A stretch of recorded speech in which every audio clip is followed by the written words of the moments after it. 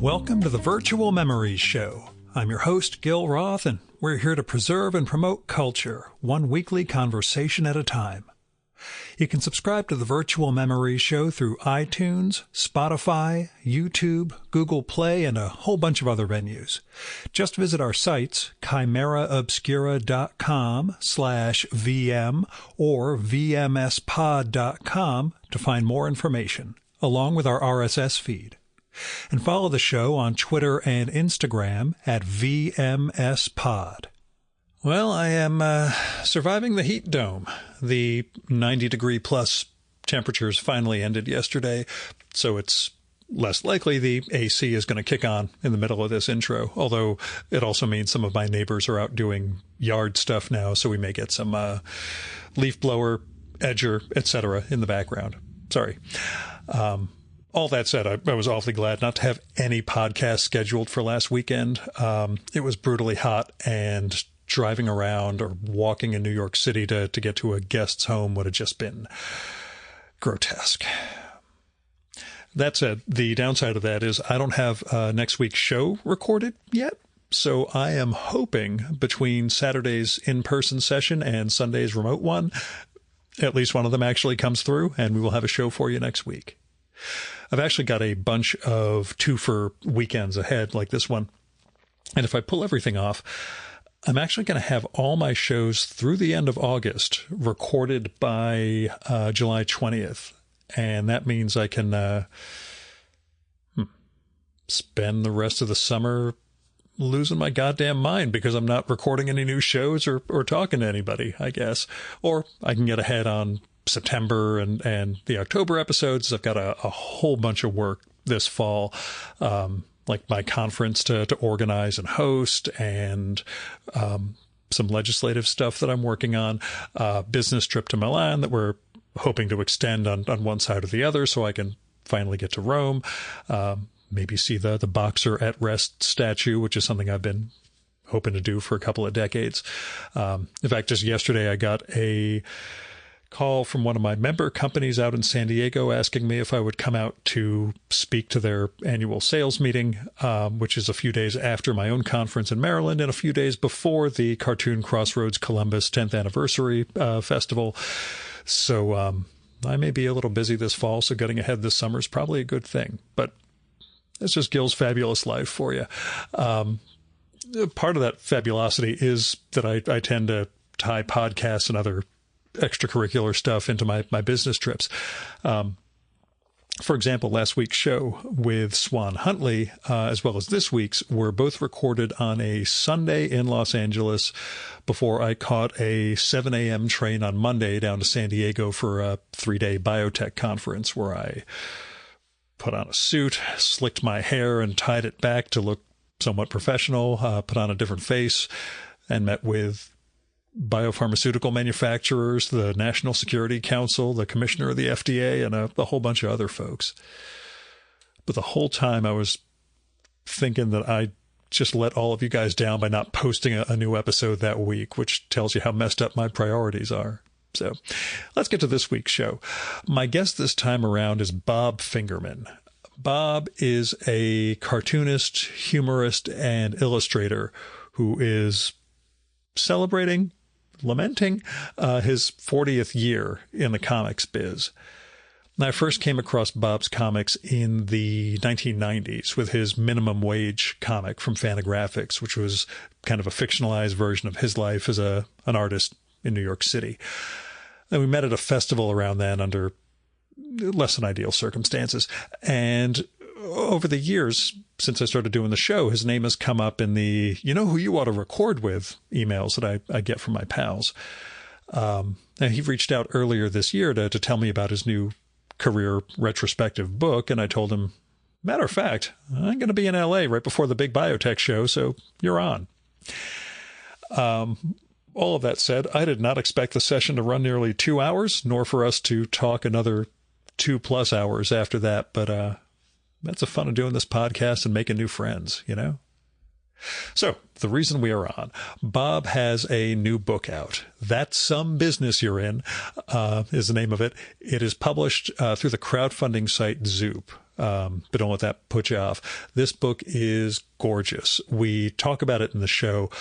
We were talking about this aspect of it. Bob did an amazing job designing this book. It looks beautiful. It is filled with his art over the years, from his childhood comics to everything that preceded Minimum Wage, to his mad and cracked humor comics, Dottie's Inferno, a more recent book, his Star Wars shorts like Fred Jawa, Consumer Advocate, and just a bazillion other comics and illustrations and posters he's done over, as mentioned, 40 years.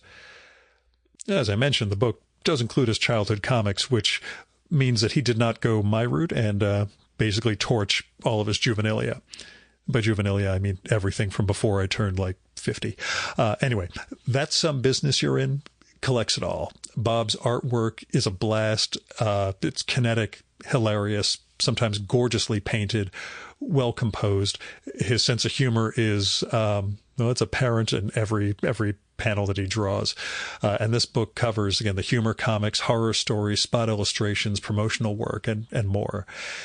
And it's organized chronologically with these wonderful written chapters, explaining his life, his entree into comics, his education under Harvey Kurtzman, the various venues where he worked, the indignities of Screw magazine, and all sorts of other stuff.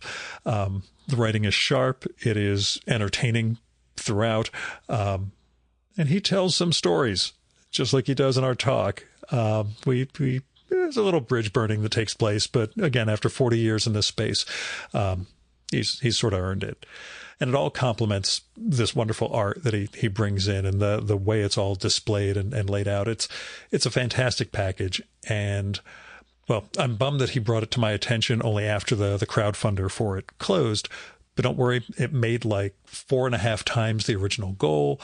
He says that copies, the hard copy, should be going out to backers any day now. And there'll be more available at the zoop.gg site, and presumably also through bobfingerman.com. So keep an eye out. I'll post links to this stuff. But I got to say, it's great to see Bob still rolling after 40 years.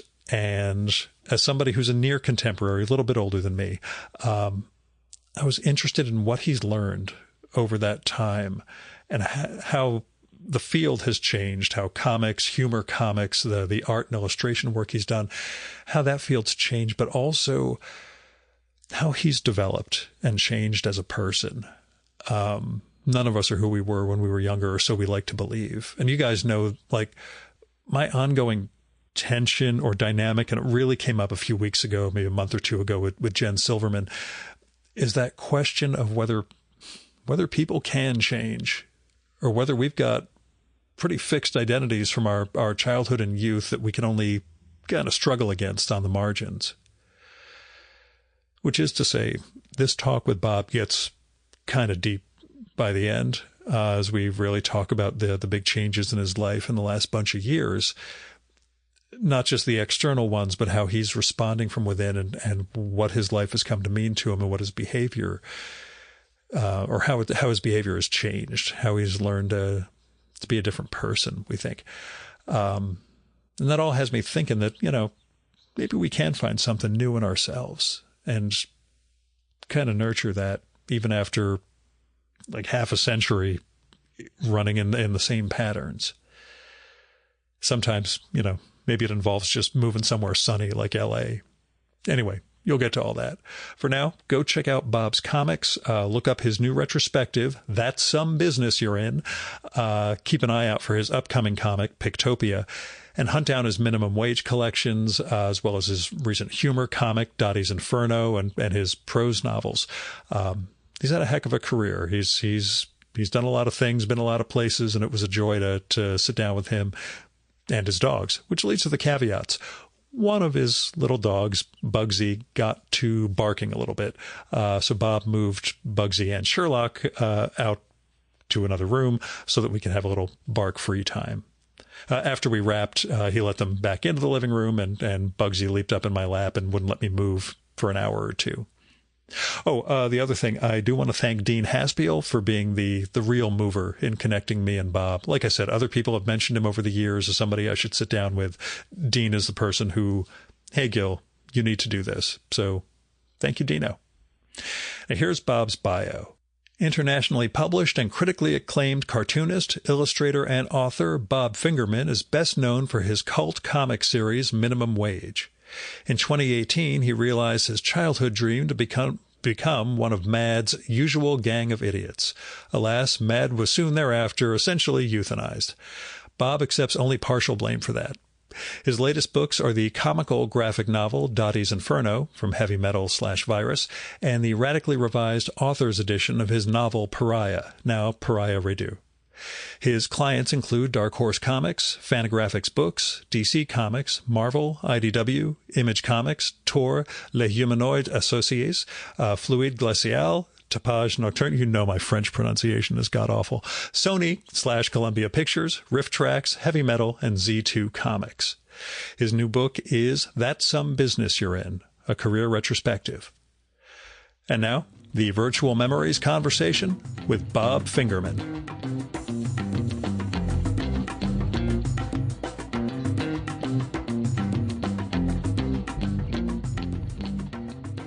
That's some business you're in.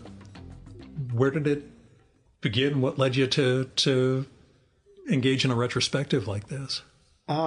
Staring down the barrel of turning 60. I was going to say, you're going to turn 60 this August, so yeah. This is it was one of these things where it's like, do you either lean into it or are you furtive about it? And yeah, age is a number, it's all the cliches of that kind of thing. And, on the one hand, society definitely becomes more and more ageist as we speak. And by the way, I'm as guilty of it as anybody. Of course. I'm the first one to say, like, old people, ugh. So that's not me, of course. That's exactly. Yeah. But I'm not going to run away from the fact that, because I was looking at 2024, and it's like, okay, what are milestones in 2024? Well, not only turning 60, but having started my career, my professional career, exactly 40 years ago. It started in 84, and I thought, well, that's worth commemorating. Yeah.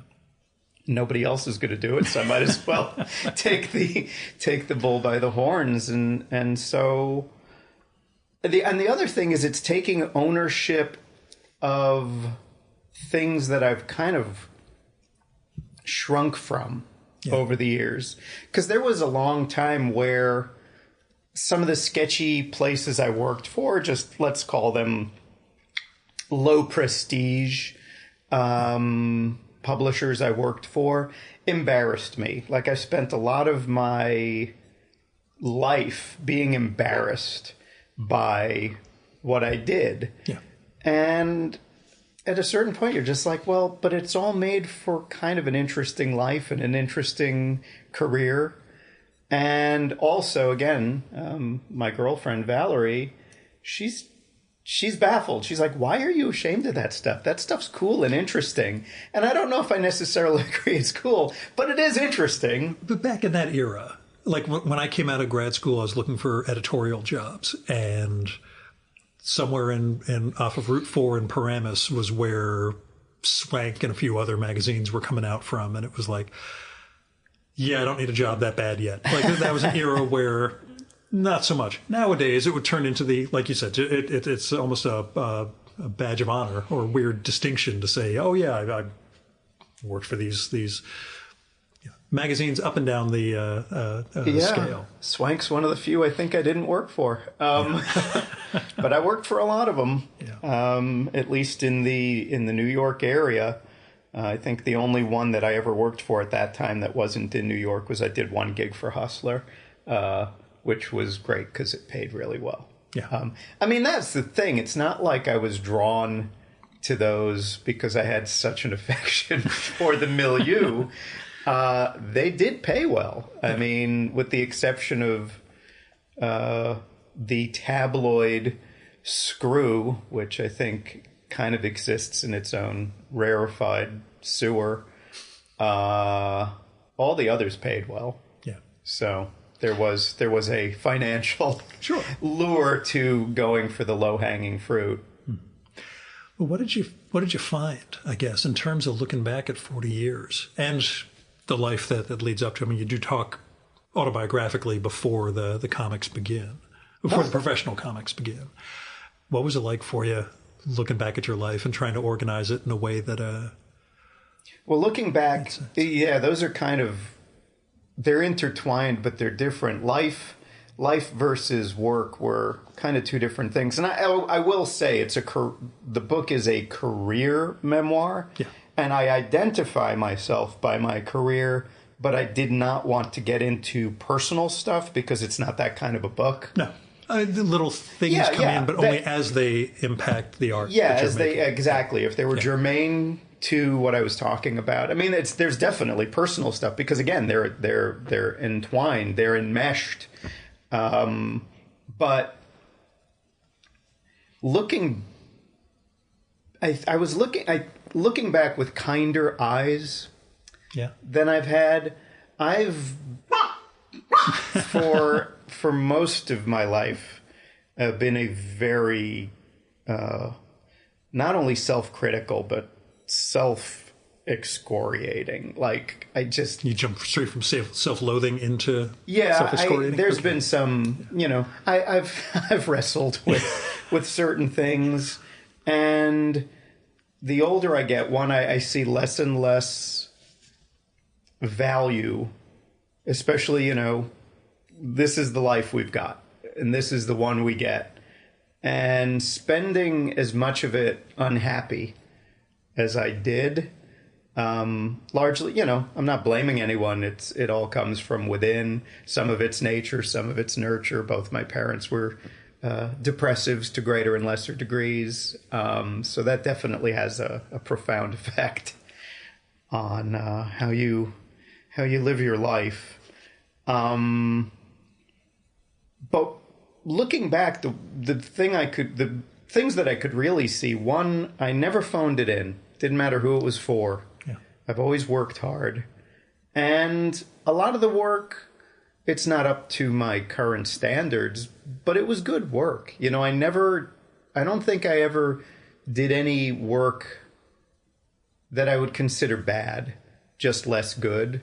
Mm-hmm. And the other thing is I look at some of the older work and I think, I don't know if I could do that anymore. I was wondering whether there's always the, I'm better at X, Y, and Z now, but there's always the, man, I really had it going. Yeah, or just, certain things where, like, for instance, in the pre-digital age, you're a certain age, you existed before everything became digital. And, the way I work now is a hybrid. I still draw traditionally, but I do all the color digitally. I haven't painted, other than watercolor type stuff for myself generally. I haven't painted, especially like with acrylics, in decades. And I'm sure, like riding a bicycle, I probably would figure it out and then probably do it better. But when I look at the kind of precision and detail, especially the stuff that when you're in your early 20s. Yeah. And, I've never had good eyes, but my eyes were better. I was just going to say, you could get closer to the page. Yeah. There's certain stuff I kind of look at and I just think, wow, there's a level of, like, the miniaturists of Europe where they were painting with a one-hair brush. And I was doing that. I mean, not that anyone can see, but that was a piece I've had in storage above me for many years. It was a piece I did for Penthouse. And, it was their panels. It's a adult strip taking place during the bubonic plague. So I was looking at Bruegel and looking at Bosch and all these people and looking at their painting, and I wanted to emulate. And so I was like, yeah, I'm going to go in there and do for a dirty magazine that no one's even going to look at this. But for me, it's like, well, I care, and it's a painting exercise. And so, but yeah, I don't know if I could do that anymore. So yeah, follow Carl Stevens on Instagram, and he has the incredible tiny cross hatching, and when he does videos of it, you can see like the glasses go up and the faces, sure. right up on the page. It's why I can't draw once I put my contacts in. I basically have to, try and do stuff in the morning before I put them in, or just sacrifice a day with, don't need to see anything. I'm just going to try and get some drawing in. When I used to wear contacts, I had reverse prescription glasses, so that to way recorrect them. I could put on glasses to see close up. So, yeah, the things you do. Sacrifices for art, man. Exactly.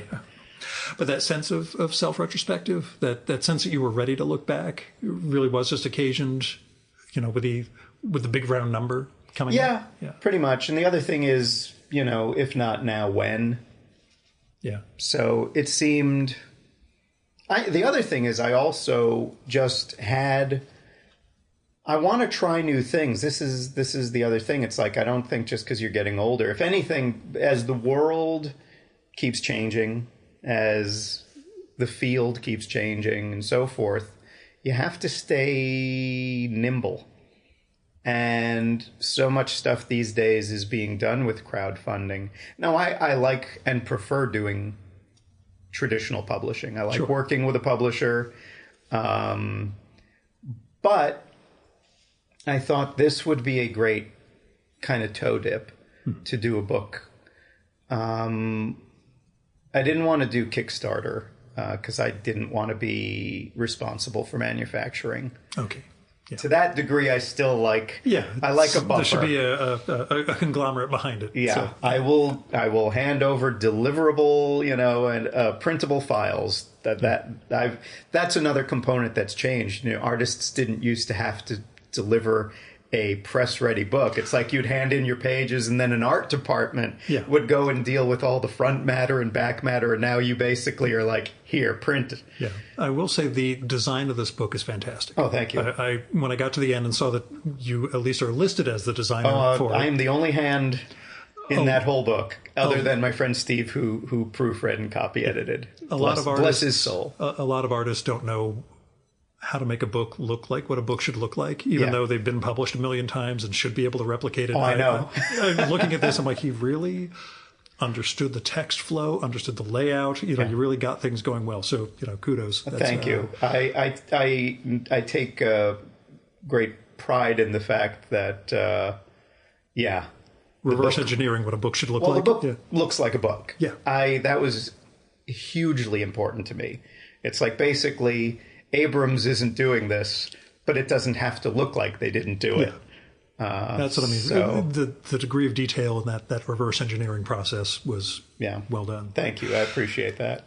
Were you surprised by the crowdfunding response? It came out about 4 times higher than what your base goal was, I think. Well, certainly as a toe dip, it was an encouraging toe dip. Yeah. It's so funny. How do you answer that? Like, did you know your fan? I'll put it this way. I was optimistic. Yeah. I was optimistic. Okay. Since that's not my world, the platform I used is called Zoop. And so I deferred to them. It's like, you guys, this is what you do. So they're the ones that set the initial goal. And I thought that was very low. It's like, wow, will that even cover the costs? But they know what they're doing. Yeah. But maybe this is it. I don't know if this is too much looking behind the curtain, but there's building a narrative, and that's something they understand, where they're just like, if you set your minimum, you'll make it right away. And when it succeeds, success encourages other jump people. On once they see, and I thought, okay, that kind of makes sense, because I thought, shouldn't we just set the number higher? And they said, well, sometimes that can be off-putting. Yeah. So it's kind of like in real estate when you list your place lower and then you get a bidding war. These are the real world comparisons or analogs to things. Is like, oh, okay, I don't know if I want to sell my house for that. Oh, don't worry. Yeah. Don't worry. It's going to go above that. So, that logic applies. Yeah. But they did a great job. I will say, working with Zoop that's made it very pleasant. because I really didn't. As I say, I don't want to be. Every time I see somebody who does a Kickstarter, I think, well, and I've certainly kicked in for many of them. When they post their photo of like, well, 3,000 books arrived today, and I guess I know what I'm doing for the next month. And, you see them stuffing envelopes, and I was like, fuck that. I don't want anything to do with that. Gotcha. I get my hands dirty doing the work. Yeah.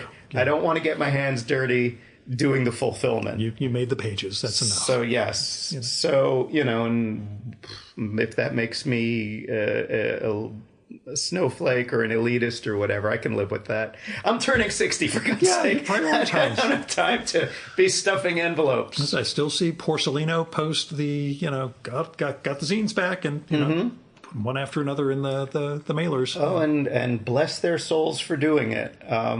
I admire that kind of hands-on thing, but yeah, I'd rather put my hands for just creating the work. So maybe someday abounds in this book. There's a lot of maybe some days. I'll get to this, I'll get to that. Yeah, that's probably true. I didn't think of that. Can you give me an example? I can't remember. Well, there's always a minimum wage thing. You could just say, maybe someday I'll get back to. Yeah. But, you've also got a project we'll bring up later in PICTOPIA. But, there are a couple of items that, maybe I'll get back to this or get back to that. Do you see? I've always hedged. Yeah. I've always hedged. And again, we talk about age, and when I recorded with Seth the first time, there was a sense of he had plotted out how many years he had and how many books that equaled. Seth being Seth, he had this, relatively, thought out process. But do you have that sense of these are books I can tackle? This is something I just, it'd be great if I was 40, but, It, again, the sense of mortality exists, but I'm not preoccupied. Mm-hmm. You call yourself a neurotic Jew? I'm really stuck by this. When your number's up, your number's up. Another thing I've really learned is your own death only really affects the people around you. You're out. I mean, say what you will. It was to quote Robert Klein. The upside of death is don't care. It's like once you're out, don't care. So, it's all if you've lived a good life, you've left a lot of broken hearts. If you've left a shitty life, you've left a lot of people who say good riddance. But ultimately, getting the work done, I don't really feel like. I mean, certainly, I'm in good shape. My health is good. These are all the things you say. And those were the last words he said. It's hard to believe he died before the podcast even aired. Exactly. So, you never want to tempt fate. But, I like to think I've got a good amount of years in front of me. We'll see. But, I still have a lot of books left that I want to do. There's a lot I want to get done. Yeah. And that's what I'm getting at. That sense of... it's 60, but whatever. I want to... Yeah. Well, to me, it's in a way more than death. It's decline in terms of quality. Quality to me is I think my work looks better now than it ever did. And that's a big admission. Anyone who knows me knows that for me to actually kind of like the way my work is looking is also a very positive development. But there was always the one thing I will say again, looking back, I don't know if rigidity, that one book for sure had a rigidity to it that I don't care for. And that would be White Like She. But the art that I've always really enjoyed looking at, like when you're a little kid, and I don't think this is true for everybody, but little kids love detail. Or at least they used to love detail. Because I know all the kids, when you'd see those drawings, like, I don't know if you remember these books that were cutaways of things where it was like, here's an office building, here's a ship, here's a nuclear submarine. Had the Baxter Building in the Fantastic Four when we were kids too. Sure. But anyway, yeah. But that kind of detail, is like, God, because you get lost in it. Yeah. Like, where's Waldo? Why is that? Because kids love to look at all the little detail. And I still love that kind of thing, but in a way, as my tastes matured, spontaneity became more important to me in looking at and appreciating work. Stuff that felt less fussy and more fluid. Preciously overworked is the term you're looking for. Yeah, preciously overworked was a phrase lobbed at me by a couple of friends. And they were not wrong. Yeah. They were not wrong. And that was all part of that. I just want to impress people. That was a big thing when I was young. It's like, that's another reason why I worked so hard. It's like, I wanted to impress people. Like, look how hard this guy works. Look at all that fiddly pen and ink work and all that kind of thing. And, ultimately, it's the guys like Jack Davis and Mort Drucker and Sergio Aragona's all mad people, but, who had a snappy line. A snappy line is really fun to look at. And, many illustrators over the years and what have you, where it's just, it's not fussy. It's funny because there was an artist, is a French artist whose work I love. He's got one of the snappiest lines I've ever seen. It turned out he's as slow as can be. So a line can be deceptive. Yeah. Sometimes it has the illusion of something that just flowed right off the wrist, and you realize they just have an incredibly steady hand. Yeah. So, sometimes it can be, but you can usually tell when somebody's not rushing it. No, but it's just that it's confident. Loose. It's confident. Yeah. Confidence. Well, it's the thing I asked Bill Griffith, I guess the first time we recorded, how the daily zippy strips are just tighter and tighter. Mm-hmm. And I said, I don't really get that, because as you get older, I thought you'd get kind of looser and no, you grow more and more acute with everything you do. And that's how I draw. I got better and better. And so it gets, more and more detailed and tighter. And that's Bill. Yeah. It works great for Zippy, and it led to, making a bunch of great graphic novels since then. But yeah, that was one of those, you just keep doing what's working for you. You managed to do this daily since 1985. So, that's. Yeah. Now my goal, artistic goal, bucket list goal, is before I die, I want one complete book to look as loose as the way I draw background characters. Yeah. I want my foregrounds to be as loose as the backgrounds, because then I'll feel like, oh, you've achieved Pfeifferhood. You've reached that level. I was going to say, he's another one who, when I recorded with him, he'd already finished the first full-length book and was on the second one.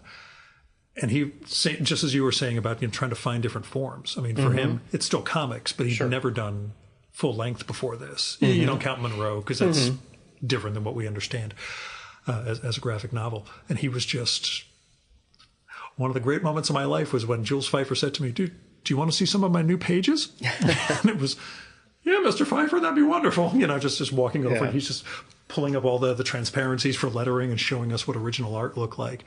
And to him, it was completely liberating. The idea of having 180 pages instead of 2 tiers of 8 panels. Sure. It just became this. Well, and it makes sense, too, because, I think people think of him as a short-form guy, but, he wrote a couple of the greatest movies ever made, and so he, long-form is definitely in his blood. Yeah. So, and of course, it's funny, because the first time I met him, he came to be a guest speaker in Harvey Kurtzman's class. Yeah. And Kurtzman had this thing where he didn't want a chaos of arms going up for Q&A. He would have everyone write their question on a piece of paper, and he'd put them in a hat. Yeah. And then he would choose them at random. Like, okay, and here's a question for whoever the guest is. And I wrote a question, and I'm sure part of it was that thing when you're a student, you want to be the one who gets noticed. It's that little bit of showiness. But it also was a sincere question. And my question was, do you have any other novels besides Aykroyd, waiting to happen? And or words to that effect. And Kurtzman read that. And Pfeiffer said, "Who asked that?" So I put my hand up, and he said, "You read Aykroyd?" And I said, "I did." And he said, "And you liked it?" "I did." And he said, "Even my wife won't read that." So I kind of ingratiated myself in that I read his novel that apparently was perhaps not a huge hit, but I enjoyed it. And to me, it was those are the things, again, that stayed with me and inspired me, because it's like, well, he's a cartoonist. He wrote a novel. I can write novels, and I wrote novels. So, these are the things. Yeah. But Pfeiffer's a long-form guy. Yeah. He's a long-form guy who for years, and even Bernard and Huey over the course of time is long-form. Yeah. So it's and again, an absolutely singular career also for someone who invented what we see as the alt weekly and everything else. One of the great geniuses. I was first exposed to his work in my dad's apartment because my dad had 2 of his books, which I have my dad's copies of. He had the Pfeiffer's Marriage Manual and Sick, Sick, Sick. And I was looking at those probably from the age of 4 or 5 on. And I couldn't read them and I didn't get it, but the art, even at that early age, and I think it was because his was an early example of something so reductive that every line mattered. When there's so few lines, every one of them counts. And I would just kind of look at those, and I remember just thinking there was something spellbinding about, and the fact that there were no backgrounds. Yeah. It was just figures either talking directly to you, the reader. Again, as a 4 or 5-year-old, I'm not getting, these are monologuing characters, but there was something that I recognized as, this doesn't look like other comic strips that I've seen. This does not look like Peanuts. This does not look like Pogo. This doesn't look like anything. This looks like this.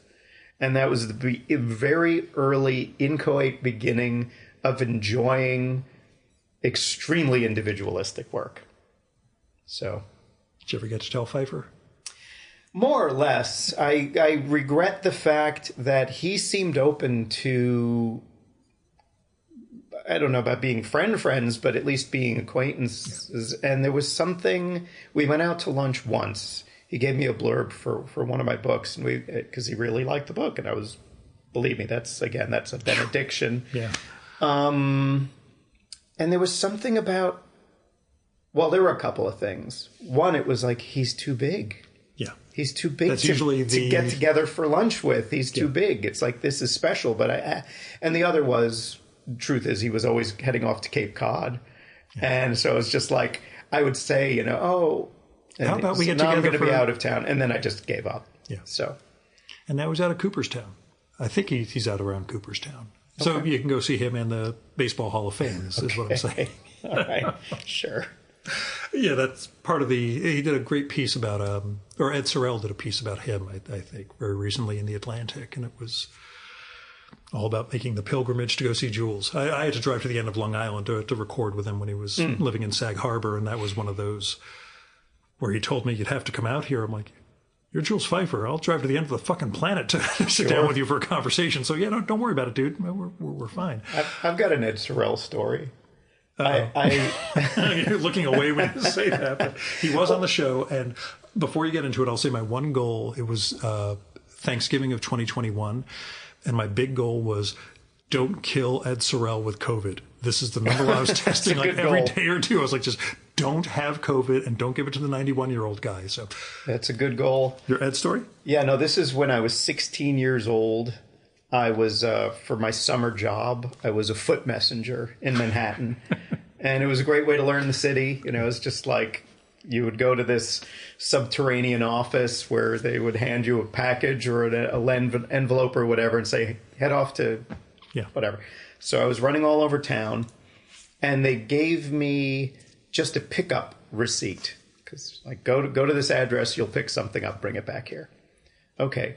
So I go to this little building on, I think it was it was Lexington Avenue and 50 whatever street.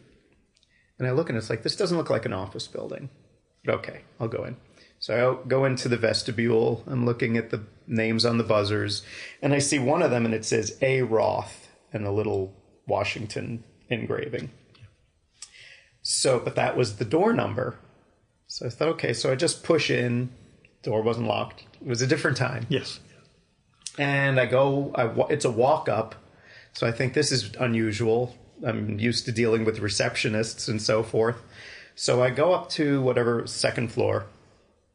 And because I was a foot messenger and because you're used to going into offices, I just threw open the door. Now, again, by the way, this door wasn't locked. Yeah. Again, different age. So I throw open the door. Instantly, I know it's not the right thing.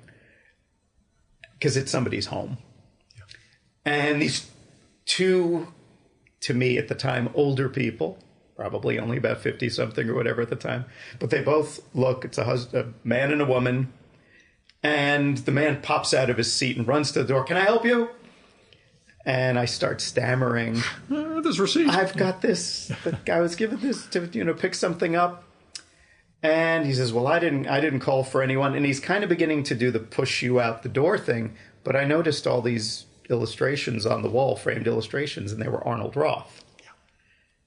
And I had a clipping file at home of Arnold Roth. Yeah. Huge fan.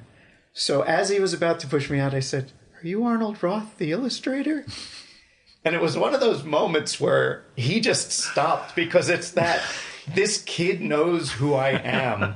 So he just said... And he's not serving me with a subpoena, which is important. Yeah. And he said, yes. And I just said, I'm so sorry, but I'm a huge fan.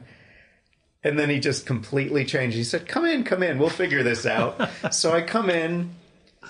And, he said, why do you know my work? And I told him, well, I'm an aspiring cartoonist. I was in high school just a few blocks away from there. I went to the High School of Art and Design, which was mere blocks from his home/studio at the time.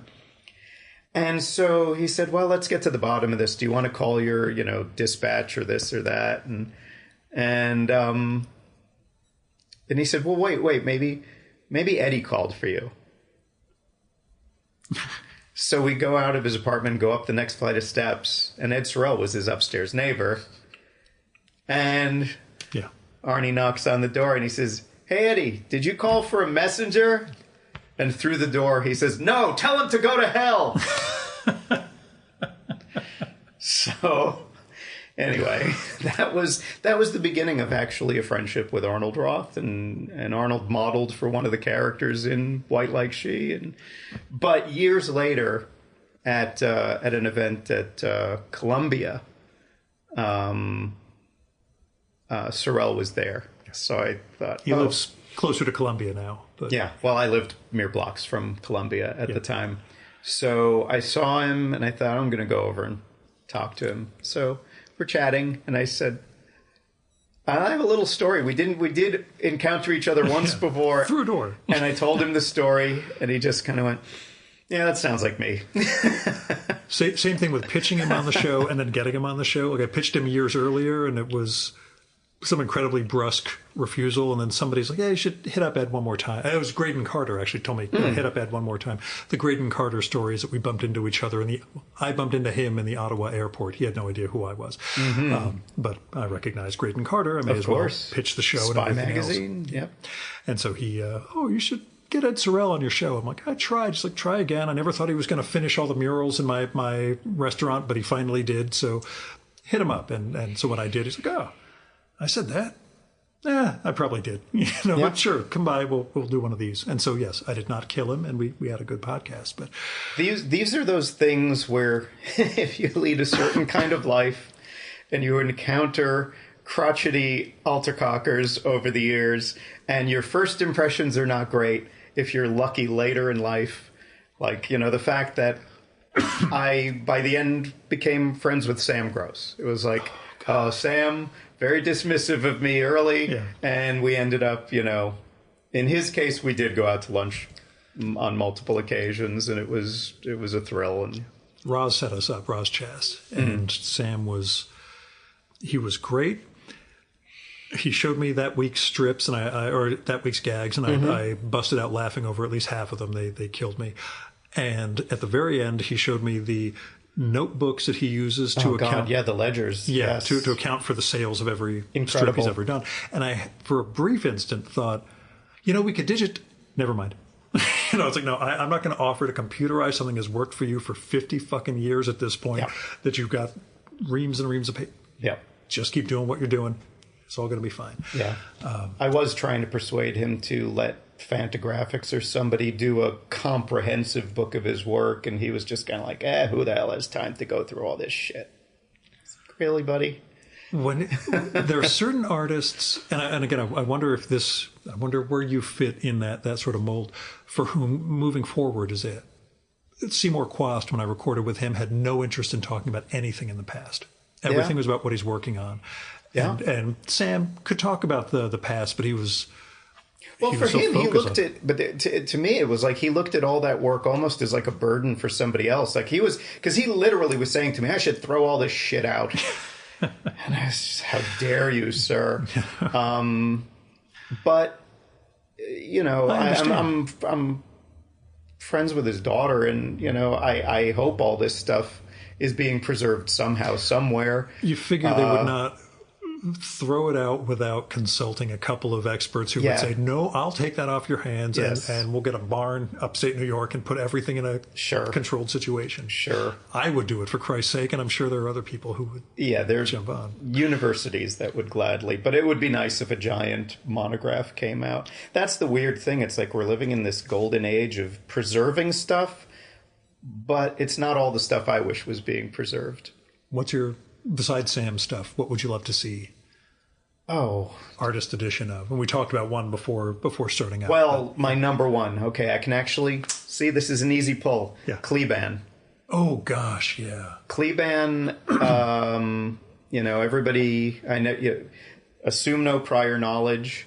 For the listeners at home, Kleban. You'd know his work, folks, because his cats exist. Yeah.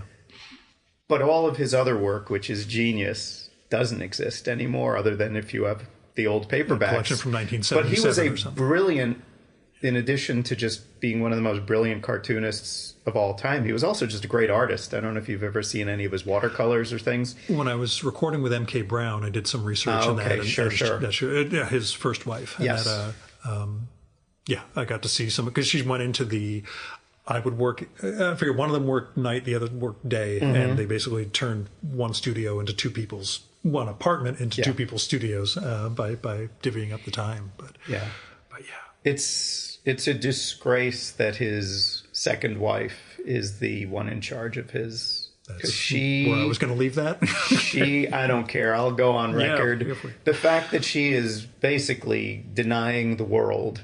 Because I know there's been interest. In fact, I've seen there's a dummy book of a massive monograph that was good to go. And she, kibosh. And it makes no sense to me. It's like, you know, it's not like it's a win for everybody. Offensive work or this and that. I mean, it's brilliant work. And so that's the number one. To me would be a Kleban, like Taschen style, retrospective. That book needs to exist. It's interesting because, like, Richard Corbin, one of my all-time heroes, he was one of those only look forward types. And I will say, you know, obviously, I'm saddened that he passed away, but his widow and daughter are doing a great thing making his legacy live. Because all the books that he said no to, they're now doing beautiful artist edition type books. And he was flat out like, you know. Again, too much work. I don't want to deal with this. Or is there a sense of I don't want to look back? In his case, it was more just like, I don't want to. He was almost, I get the impression, almost embarrassed by the older work. I don't know. I don't know. We talked about, I can't get inside his head. You were embarrassed once upon a time at your early stuff.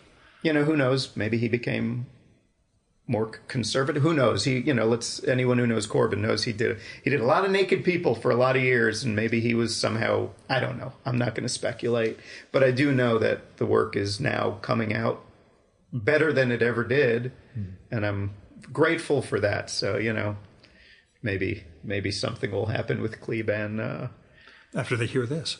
Of course. We're not selling one to Fingerman, that asshole. That's yeah.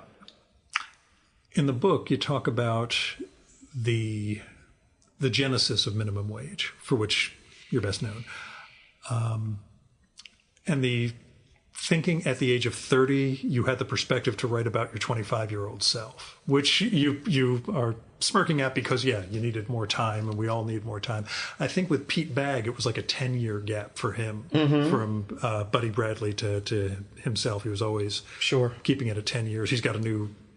Yeah, I'm very curious to see that. as am I. I have high hopes. Well, I don't have super high hopes. I hope it's something he enjoyed making. That's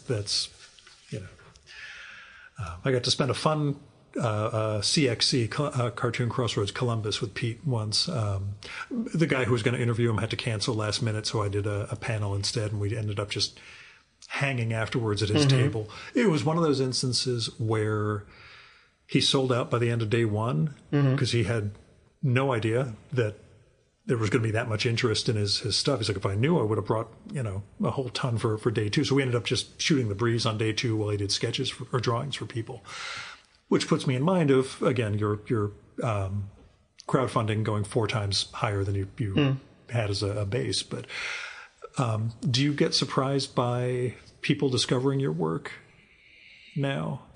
Do you hear from people like, oh, I read your stuff back in the 90s? I don't know who's discovering my work now. I keep a pretty low profile, actually. That's something else. The pandemic really just threw the fucking knuckles to everything. Yeah. Did you have projects that got canceled, or were you just kind of being out in the world and stuff? That's the whole thing with cartooning is generally it's a pretty solitary undertaking. I mean, there are people like our mutual Mr. Haspiel, who do the shared studio kind of thing. I would not function well in that environment. I always wondered, what sort of cartoonist does well, and I guess it's a personality thing. I want my door closed. I want my little microcosm. I don't want any distractions other than podcasts. I don't want anyone talking at me. Leave me alone. I'll say most cartoonists told me the lockdown was no significant change to their day-to-day lives. It was just that everybody else was locked down, and that drove them insane. Well, it made it feel less special for us. That's true. I really, cartoonists like one of my world. jokes with giant scare quotes that you can't see around it was that I'd been in basically practicing for lockdown my entire life. But even though I'm pretty well on record as not being necessarily a fan of things like comic conventions and all that, I was kind of missing them. And so, I'm looking forward to actually going to a couple this year. I'll be going to San Diego for the first time in 18 years. It's just about I think that was 2005 was the last time I went there. Okay, so I was... The last one broke me.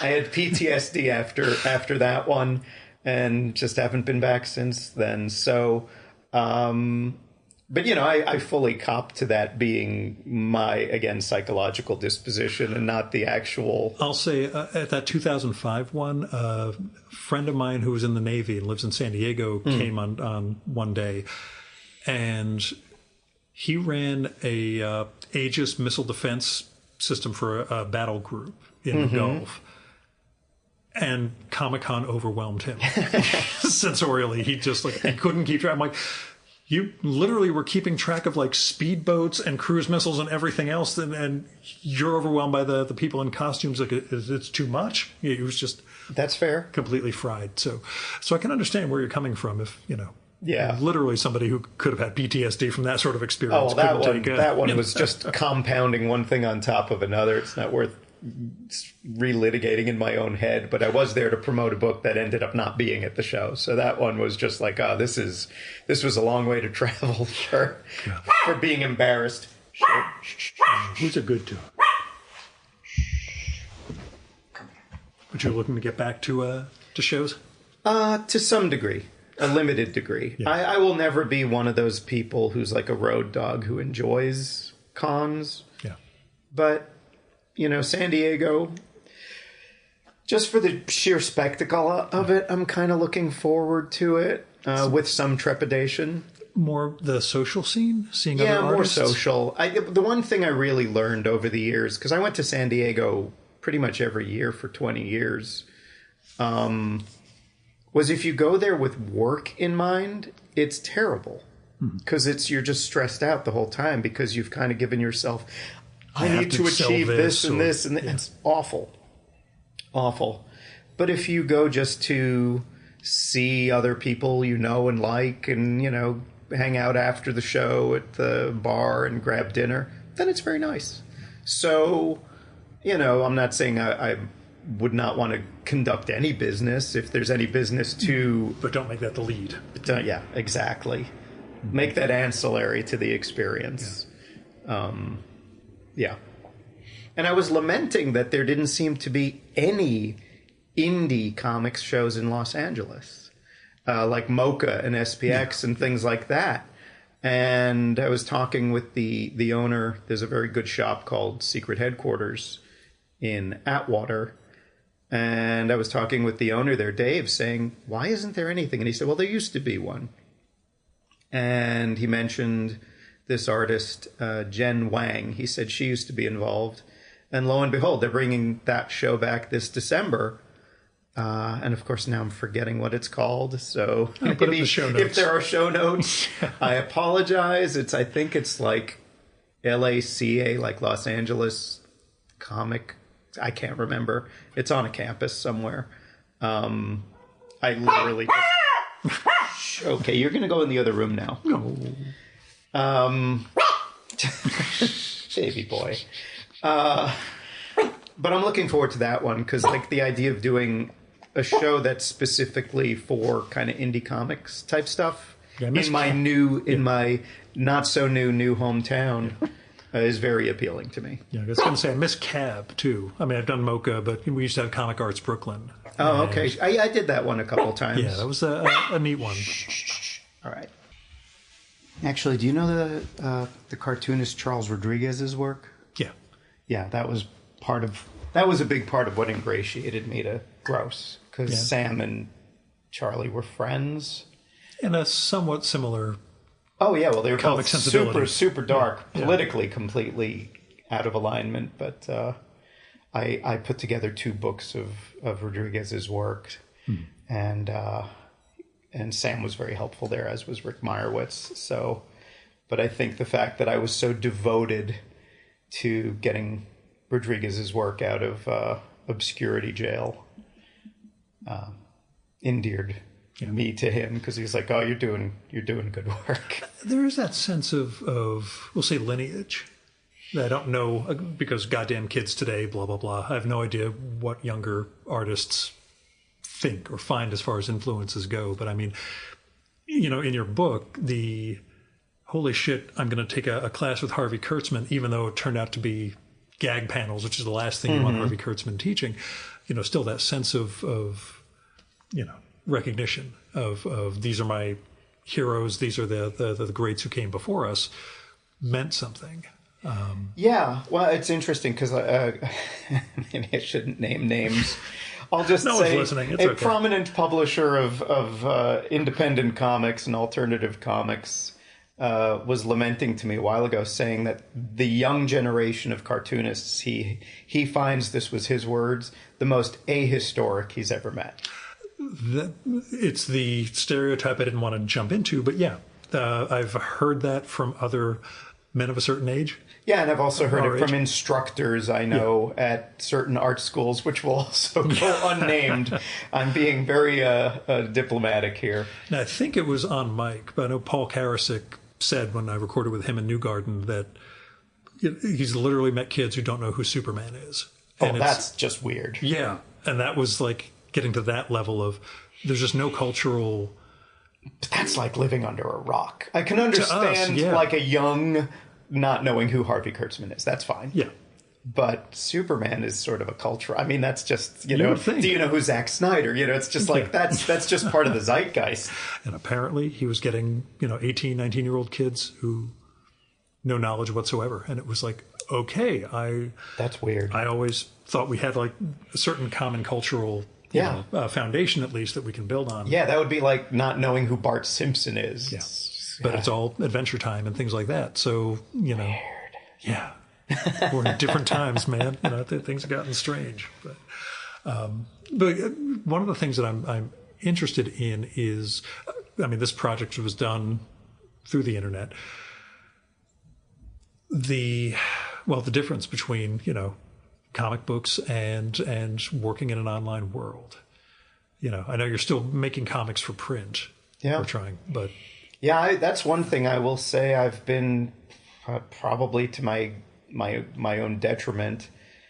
I've never done any comics online. Yeah. And you never say never, but I could probably say never. It just doesn't appeal to me. Yeah. Would it increase my audience? I've thought about like using Instagram to serialize something where I would do like 1 panel or 2 panels a day. And at the end of it, you end up with a book. And I still do think about that. That's, that has some appeal to me. At least it's a previewing. Yeah, and it becomes also sort of a daily drawing goal. Sure. Which is fine. So that, that's where I won't go with a never, because that definitely qualifies. But, the idea of like I don't like looking at comics on anything other than paper. Like I have grudgingly. Oh, it killed me having to read your book as a PDF. I one apologize. There's no way around this, but yeah. Well, you could print it out if you had a printer. You at least could print. But no, in a way, I apologize because that is a book that I noticed. I think 30 people did go for the digital option, and I just maybe not that many, but it's just like I'm not going to judge. I'm glad you got it, and some people just don't like anything cluttering. Like again, there's space concerns. There's a lot of stuff other people have to deal with. I get that, but. For me, it's anathema to my enjoyment of. We've got the giant Robert Williams, we'll say coffee table book, the huge retrospective here, and Fanta sent me a PDF of it once when I was working to try to get Robert on the show, and it's just this really needs to be weighing me down. Even the PDF was making my laptop heavier because it was so huge. But that book is an object, and it needs to be in that sort of format. Yeah, online comics I've never grooved on particularly. I mean, I get an email with I get Zippy, Mutz, and Macanudos from Linears, or the 3 comic strips I'll get daily and just look at those online, but it's it's not the same. It's not the same. Yeah. And the feedback mechanism is the thing. And I talked about it with, Porcelino was the first person to bring this up with me. The notion that once upon a time a comic went out or a mini went out, and months and months later you're getting the feedback. You get feedback. Yeah. Somebody might send you a letter or a postcard, and it's somebody you idolized, and boom, and now it's, just like. Yeah. Or no like, and then you shrink even further into, Yeah, that is definitely one thing I do kind of get a little bit nostalgic for sometimes in the pre-digital realm was fan mail. Yeah. That's why I send a postcard every day. I write postcards to people every morning. It's part of my every mail morning. It's part of my ritual is just write a postcard to someone. Because a week from now, someone's going to open their mailbox and think, wow, somebody actually thought about me enough to write this. Usually it's somebody I barely know, so they can't figure out who it's from, which is even funnier to me. But, but yeah, it's just that sense of, again, going analog as opposed to the people who write me back by email to say they got the postcard. Sure. Which is kind of defeating the purpose, but whatever. That's me and my crusty curmudgeonhood. But one of the things you mentioned, besides never say never about digital, your lack of interest in working in existing IP. You mentioned in the book, you did a Teenage Mutant Ninja Turtles thing. It really kind of taught you that you didn't want to work on other people's properties. Right? Yeah. You did other stuff. But I think part of it's also not growing up with an appreciation of that kind of thing. Yeah. I didn't read superheroes. I didn't care about superheroes. Still don't care about superheroes. Not in an elitist way. It just wasn't hook your framework. Me. Yeah. And, the funny thing is, I enjoy most of the Marvel movies I see, but I don't feel any desire to go read the comics. It's like, that's okay. Part of their goal. But I don't want to be public enemy number one for comics. Oh, no, Dean got mad at me for mentioning being dismissive about superheroes in my newsletter once. And, I told him, I was being an asshole, Dean. It's okay. I don't begrudge. anyone that enjoys them. Yeah. And there's also some really fine work being done, some beautiful drawing. I can look at it objectively and say, well, that is very well drawn and so forth and so on, but I don't care. I don't want to read it. But the other thing is like the idea of laboring that hard for something you have no ownership in. Right.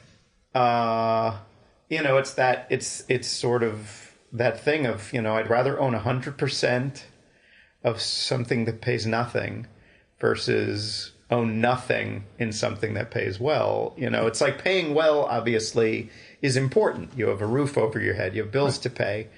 And, it's not like I don't do paying gigs. And there are gigs that I do that are the dreaded work for hire. But they're still not IP. Yeah. That is, it's like, there's a publisher I do work for called Z2. And they do a lot of licensing type things mostly with music things. They did the Weird Al book. I just did a story for a book of Lemmy stories, Lemmy from Motorhead. Yeah. Now I can't own that because that's right. Lemmy. That's that. Yeah. And somebody else's words. And I'm happy to illustrate that kind of thing. And I'll write. I did 4 stories they were doing an ongoing tie-in with the last podcast on the left. And I really enjoyed writing and drawing those, but I don't own them. So, but it's different than I want to do the X-Men. Yeah, exactly. Like I was coming up with my own little cartoon versions of the hosts of that show. It's not like I was handed a model sheet and said, okay, you must conform to these webs rigid... have to be here. Yeah, I don't want anything to do with that. It's not interesting to me.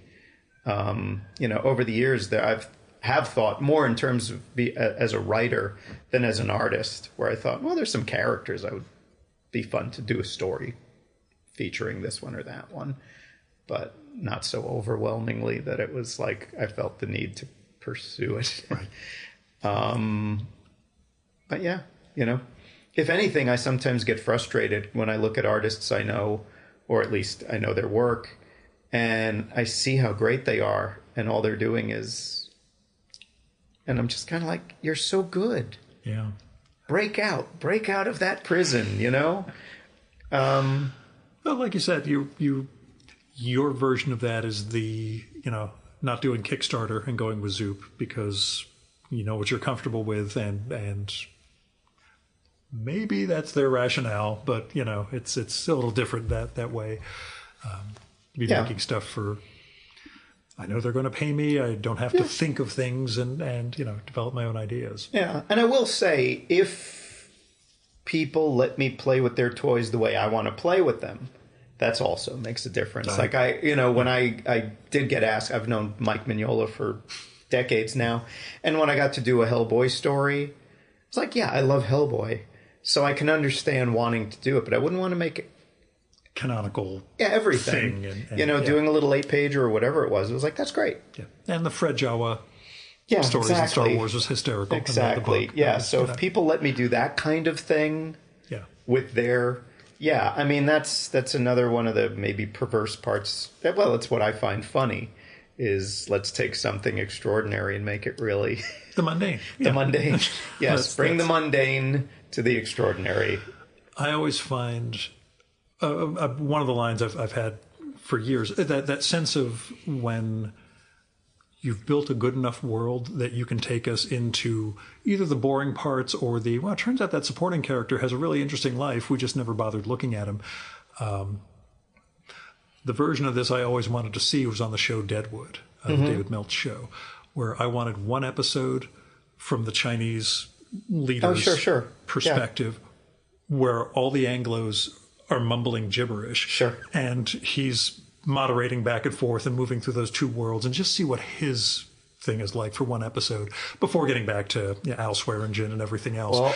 Well, if Deadwood had the longevity of The Simpsons, you would have gotten your wish. No, I may have ended up writing it for him.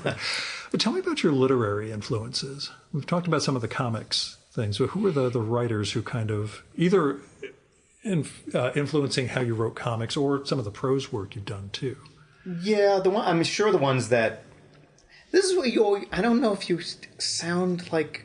You can be as pretentious as you want to be. But I was going to say, do you sound like an asshole when you're just like, I don't pretend like I write like these people. I'm just saying I know they influence... who meant a lot to you. Okay, so people are clear. It's like, remember the old days in the Comics Journal with the summer reading list? And everybody would put, Ulysses and this one and that one. And it's like, that backup artist on Batman is not reading fucking Ulysses. That's, but anyway. Yeah, exactly. And by the way, I mean, I've always been a little bit more meat and potatoes probably than is, to create the most well-rounded reader. But the ones that I know that definitely their DNA crept into the way I at least wanted to write: Bruce J. Friedman, Terry Southern, Martin Amis, back when he was funny. Kind of like He's not funny now. He's dead. Well, yeah, that's much is a tragedy. Awful. But Amos's early books, I would say up through London Fields is just one of my most acidic all-time faves. But Money, and Other People, and the name just Dead Babies, Rachel Paper. I wasn't sure if you're going to go with Dead Babies or not, so I was going to leave that out for... But all of those books, because the other thing is I was reading those when I was in my 20s. Yeah. And so they profoundly affected me because they were so funny, but they were so acid. And the writing, though. The writing was the thing. Just pyrotechnics. Yes. Just going. It's like Nabokov, later. Yeah, he was kind of, in a way, the first writer I was reading where sentence construction was just, like you say, it was fireworks. Yeah. So it really lit up those parts of my brain when I was reading it, and just, it was like, I'll never be like that. I do know that I was throwing 25-cent words in where I didn't need to. Yeah. But we go through. I have a good vocabulary. Well, I might as well use it. But sometimes simpler is better. But Philip K. Dick is probably my favorite, but I don't necessarily see him being very influential, other than the reason his work appealed to me, other than conceptually. I love sci-fi, but I don't like a lot of sci-fi writers. And it's because their humans are not very compelling. Yeah. They're way more into the tech, or they're way more into the science. My dad was very much a hard science fiction guy. I don't care if it's hard science. Quote unquote. I want it to be compelling on a human level. Nobody did it better than Philip K. Dick, who wrote about schmucks. His was a universe populated by hapless schmucks that things happen to. I'm friends with a writer named David Fury. He's a TV writer. And years ago, when I first moved out here, he was one of the first friendships that I was kind of nurturing, because I met him right before moving here. He is a mutual friend of one of my friends back in New York, a cartoonist named Robert Layton. And so, I met David. It's like a month before I moved here, and he said, look me up when you get here. And he wasn't full of shit. He was a real person, and we became friends. But he read some of my work, because at that time I was also developing one of my novels I'd written a screenplay, but I also was thinking I could expand this to a series. And he read a bunch of my work, and he pointed out something in my work that no one had ever pointed out before. And it was very interesting to me. And it was one of those things where it's very telling, not just about the work, but about the creator. He said, you write passive protagonists. He said, you write books in which things happen to the character, but they don't make things happen. And they react, and it's not like they don't do anything, but they are not proactive. And I thought, oh, that's Philip K. Dick. Philip K. Dick was a guy who wrote about schmucks that things happen to. And then they either rise to the occasion or they don't. They're crushed by circumstance or some combination thereof. There are not a lot of people who triumph in Philip K. Dick. Right. They merely survive. So I think it was like, okay, yeah. And I looked at all my work. Yeah, he's right. It's like I've written, like, okay, in my book Bottom Feeder, it's about a guy who through circumstance has become a vampire, but he doesn't know why it happened or how it happened. He only knows that it happened. And then things happen. But yeah, he's got to respond. And, you know, minimum wage. He's like, yeah, things happen to Rob. Rob doesn't, you know, it's like other than pursuing work, Rob doesn't really make things. All these things are, it's like, oh, very interesting observation. So, and I'm sure that says a ton about me. Yeah, I wasn't going to say it, but, you know, I'm assuming you were going to get to that point. Yeah. I mean, it's really only in the last, basically almost since moving here, where it was like the decision to move west, where it was like, I am going to actually have agency in making decisions and achieving things, and also breaking myself out of what I would describe as a fear-based life. You know, it's like, oh, you know, it was, I so much new experience wouldn't have happened for me if I was left to my own devices. What changed? You go into some of those changes in the book, but talk about that process. Yeah, I'm not going to go too much into it, but you know, I was married for almost, you know, 20, at least it was 25-year relationship. And, you know, it ended. And it was one of those things where after crushing depression and some bad stuff, I thought, okay, I need to really examine myself in a very objective, but don't go easy on yourself. It's like, why did this happen? Like, you know, when you're in a long relationship and the other person says, okay, I want this to end. At first, it's easy to frame it as I was dumped. Yeah. Because that abdicates responsibility. And I did not want to do that. It's like, if I'm going to grow as a person, I need to take responsibility for a lot of things. And so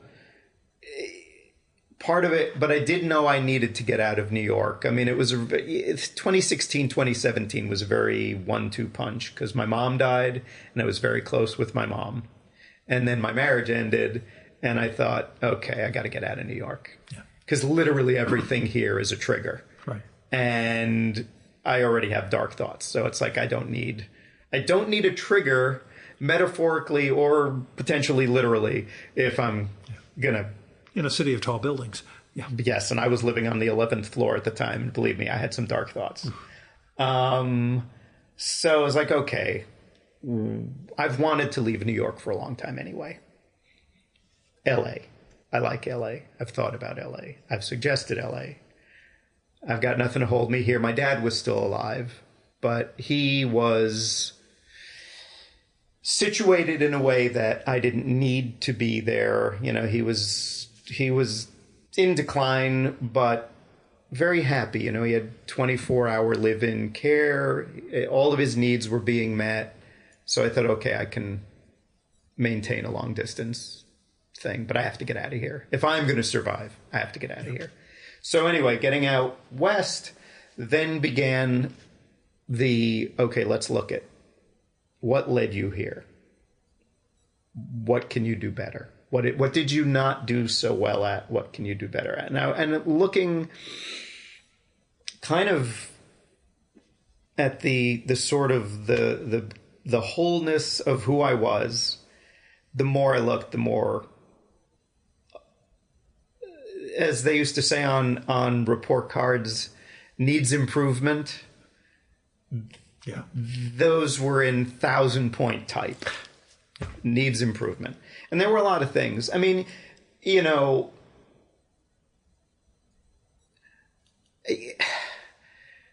everything from don't be so fearful of new experience. My mom was like that. My mom really, she led a very small life. And as she got older, it got smaller and smaller. I was really the only person in her life. which is why I couldn't leave. But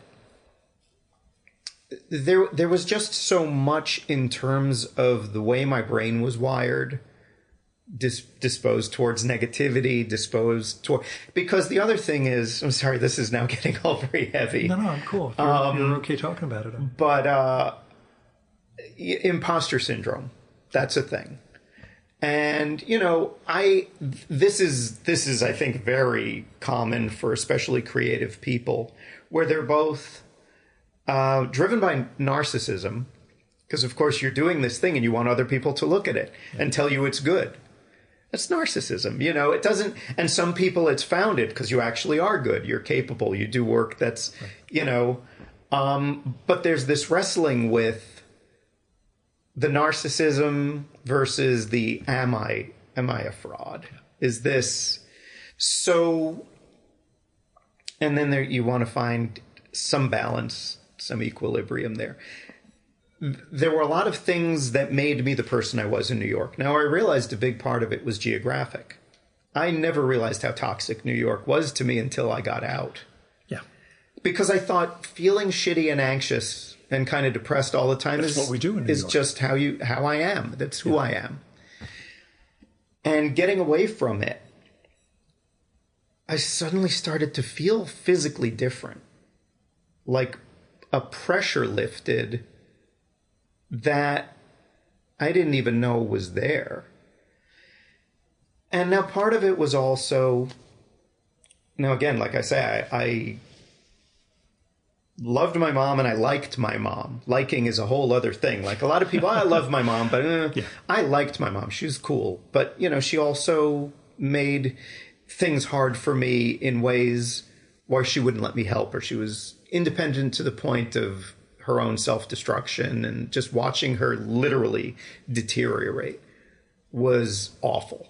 And it definitely put my brain in a perpetually dark place.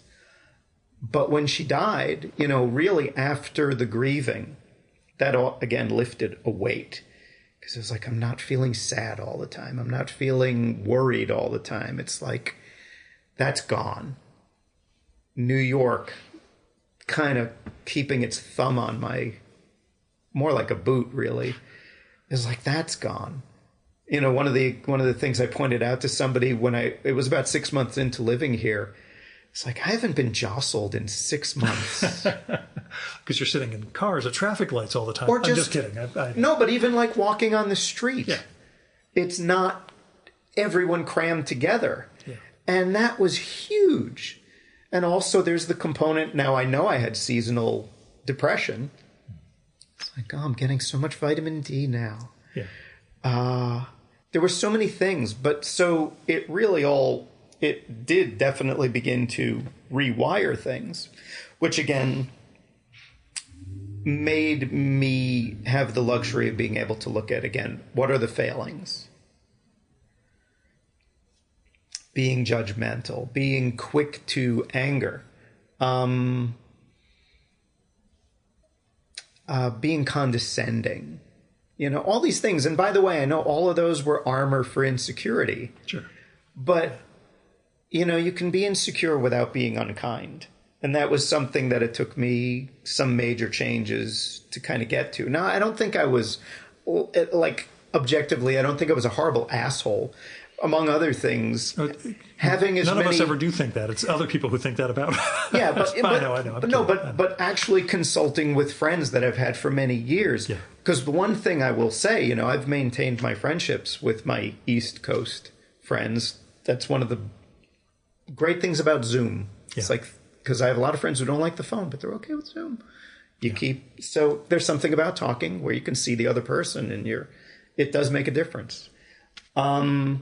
And they see the change? Oh, but to a person, they're just like, oh, you're not the person.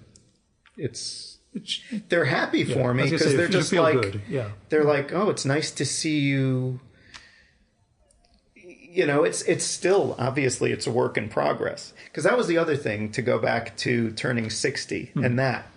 I think a lot of people decide, well, I am who I am, like it or lump it. And that is, again, it's a way to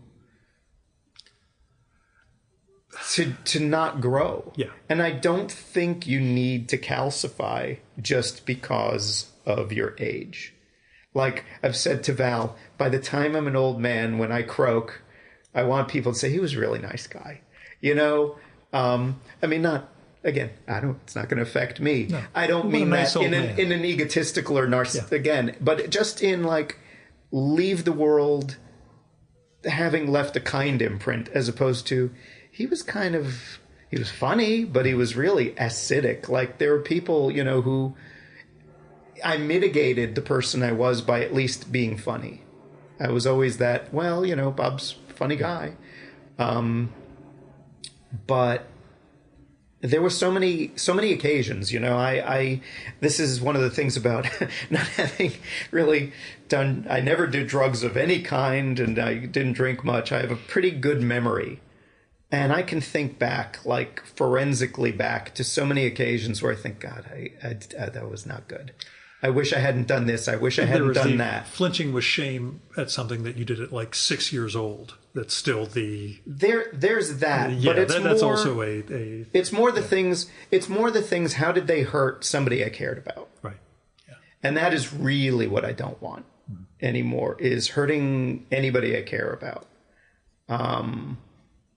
That's. Have you seen a difference in your work? Yeah. Okay.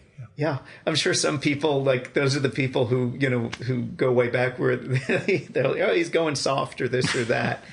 Yeah, I think my work is more humane than where it once was. I was much quicker to be...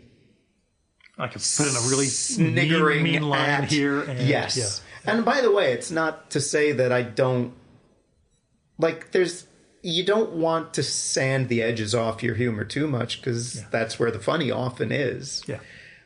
But to better understand where that's coming from in relation to those characters. Yeah, and there's exactly. And there's a difference between that and mean-spiritedness. And I don't think my work was necessarily ever really mean-spirited, but there was a darkness in it that I think has lifted. I did a redraft of one of my novels. I wrote a book called Pariah. And that book has now gone through multiple iterations where the first draft was so dark, it was unpublishable. I had a writer friend read it after it had gotten a few rejections, and he said, oh, this book is unpublishable. You're thinking. Yeah. It's like, it is so relentlessly dark, which says a lot about where my brain was. And then, you know, based on his note, and anytime somebody says to me, well, that's on this or on this, I'm like, well, fuck you, I'll fix it. So I fixed it, sold it, did get published. But it's still, I had the opportunity a couple of years ago to put a new edition of it out. And I probably rewrote about 40% of it. Oh, shit. And it's still dark, but it's more humane. And part of it's because I also lived through things. There's a difference between experiential data and observed. And I had experienced a lot of things, a lot of death. You know, when I wrote the book originally, I hadn't had a lot of people in my life die. And I've since had that. And it's like, well, now I know what it's like. I really know what it's like now to lose people and to grieve people and that kind of thing. And it's, you know... There's certain things you do have to experience to be real about it. But also, even there, like the villain character in the book was more of a caricature in a way in the previously published one of like even an asshole like him is wrestling with stuff. Let's give him a little bit more of an inner life. Let's do certain things that he's still bad. But he's not a cartoon. Yeah, you care about it. A little bit. And there were just also certain darker developments in the book where in a way, it's like when you're writing ostensibly a horror novel, it's like, well, you gotta do this, you gotta do. It's like, no, you don't. Let me get rid of certain things that never sat well with me. Even then, it was like, well, it's harsh. It's like, does it need to be this harsh? No, it doesn't need to be that harsh. So, yeah, I don't think I would have written that version when I was younger and living in New York. The book PRINTOPIA, that's due out later this year, was a graphic novel I started in New York in 2012, and it kind of has come and gone, and it hibernated for a long time, and then I dug it out. And yeah, the first 24 pages of it were done in New York. The rest was done here. And even there, I did a lot of reworking on those first 24 pages, partly because the art needed a little bit of a facelift. But it also, I came to have a very different idea about that book, where, like, I think I have greater empathy for my characters than I once did. Characters were more punching bags for me at a certain point. And I don't think I need that anymore. So yeah, I think that's a long-winded way of answering your question. I do think my work is definitely kind of, I won't say evolving, because that's for other people to judge, but it's changing. It's reflecting the change. I think so. Yeah. I think so. Like, the book that I want to start working on, and I probably, right now I'm in this thing where I've just finished a few things, like what's my next big project? Because I like a big project. I don't like piecemeal stuff. And I think I'm just going to do the sequel to PRINTOPIA, which will be the first book I've ever done set in Los Angeles. I feel I've been here long enough now. I've earned doing something set here. And I'm looking forward to it because, it will be sort of a further... It's still, by the way, it's still going to be making fun of stuff and all that. It's what I do. You can excise that part of yourself, but no, and there's always going to be some edge to my work, I think, but there's ways of doing it and ways of doing it. Yeah, you don't need to be a creep who thinks he's better than anybody else. I'm just as I'm. That's the thing. It's like I now look at everyone's just trying to do the best they can. Or at least a lot of people are trying to do the best they can. And I think I was less charitable disposed, towards that. Same thing. I had a tendency to mean-spiritedness, and I really have tried to temper that in recent years, even if that's the initial... And it's made you feel better, hasn't it? Oh, yeah. Even if it's the initial reaction in my head, it doesn't have to come out. Yeah. There's a degree of like, nobody needs it. And especially in the internet age where everybody needs to shit on everything all the time. Well, that's the other thing is now, again, observing how not only how easy it is to be cruel now, but cruelty has become a virtue now. Yeah. And I think that's also really, if this makes me, again, the person who has to be a contrarian, if I'm being contrary towards kindness, that's okay with me. Yeah. I don't like how cruel things have become. And how kindness and empathy are seen as weak. It's like, that is not a healthy place for a society to be. I don't care for that. But the other thing is, and again, this is sort of the recovering New Yorker. Yeah. Is, I think for me and for a lot of people I know in New York over the years, negativity is somehow conflated with authenticity. Yeah. And I think it's the flip. I think earnestness is seen as weakness. Yeah. Really caring about something is a sign that you're vulnerable. Yeah. So, yeah, but I think there's opposite ways of approaching it. It dovetails. Yeah. Yeah. When I moved here, I had several people who've known me for a lot of years, and they were just like, can't believe you're leaving New York. You're so New York. You're the quintessential New Yorker. Which they mean. And to me, that was ground down. Yeah, that was not like a compliment. Yeah. And it was just, it's at a certain point, I realized I'll always be a New Yorker, but I don't have to be there. And the other thing is, it's not a life sentence. Yeah. It's not escape. It's a John Carpenter movie. It's Escape from New York. It's just, I don't know if Snake Plissken was any happier when he left. He didn't seem to be. I think he might have been predisposed towards being an unhappy person. But I don't have to be Snake Plissken to get the hell out of. Yeah, I think of Annie Hall with Woody Allen's, where Tony Roberts is explaining all the virtues of California. Oh, yeah. And he's just, And I said to friends of mine, I said, I promise I'm not going to be Tony Roberts much. But there were some friends I was like, you really should consider at least visiting. You might see something you like here. Yeah. Do you feel like a resident? Yeah. The person I recorded with just now says it takes 5 years to I took to it immediately. Yeah.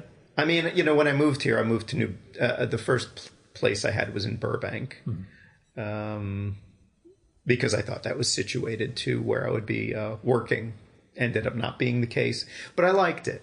It was, again, something I didn't think I would ever like. It's like, I'm a city person. It's like, and I moved. I was very clear to the realtor. Don't show me apartments. I want to live in a house. Yeah. I don't want people walking on top of me. So I moved into a house. It was half a house, but still, I had my own backyard. Right. I had my grill. I had my outside. Every day I would start my day, make my breakfast, take it outside, do my crossword puzzle with the sun and the cactus and all that. And it was, one of my best friends in New York, my friend Laura, she sent as a housewarming gift a hummingbird feeder. Set it up immediately. And I'll tell you, just every day seeing the hummingbirds show up, it had a chemical effect on me where it was like, oh, that's a physical manifestation of joy. You see this little red-chested, tiny little bird coming, and these are all mood elevators, having small dogs now. And I never thought I'd be a guy whose dogs, I thought I'd have dogs someday. I didn't think they'd be Chihuahuas. Yeah. But I love them, and I have a great relationship now. Val, who I mentioned, it's an interesting thing starting a relationship when you're both the same age, because that's the other thing, you start a relationship when you're young, you're forming, you're this and that. Start a relationship with someone who's on the same page. And Val is good for keeping me honest, because if I backslide, if there's a little bit of what I call New York Bob who shows up in a constructive way, she's kind of like, not the guy I'm connected with. It's like, it's enough to make, oh, okay, good. Thank you for pointing that out. So that's, but she's a writer, director. She did that painting, so you can see she's wondering. Kind of. There's definitely a lot of copulating farm animals and copulating farm animals. She wrote and directed a movie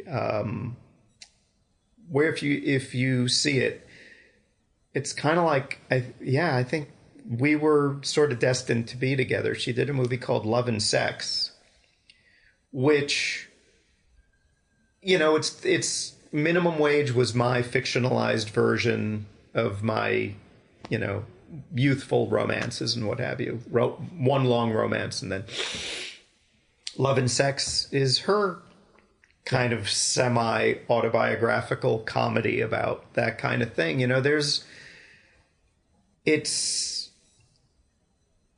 We get each other, and that's very nice. Like we very often kind of remark how remarkable it is we found each other, because it's just like, we're both, middle-aged is a very kind word. We're not old, but we're definitely not young. Yeah, it's of a certain age thing. We start moving past middle age a little. There needs to be a new term for it, especially as people are living older.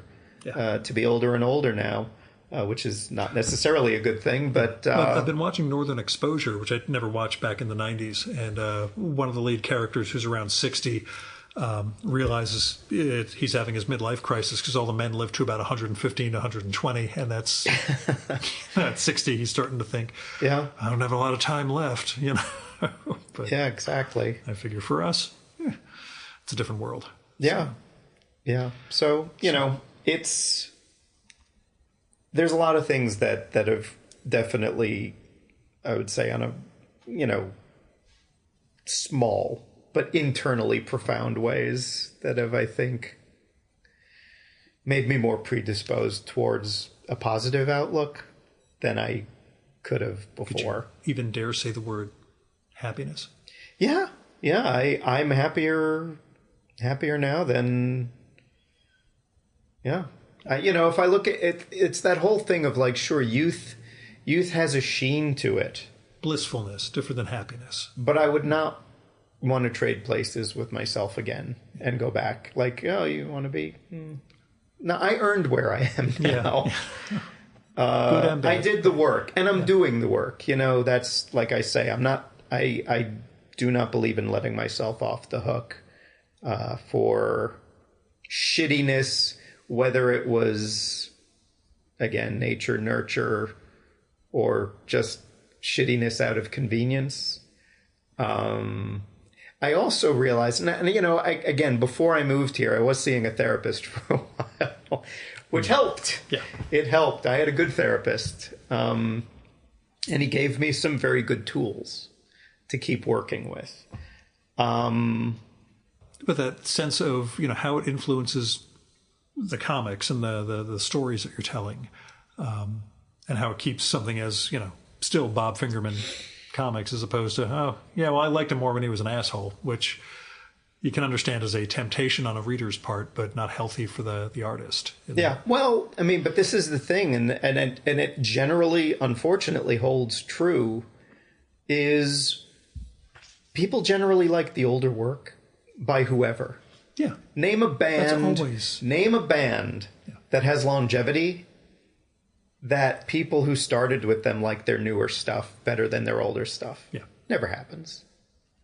I think, honestly, one of the only bands I can think of, two bands that I love that are age-wise, one's a little younger, one's exactly...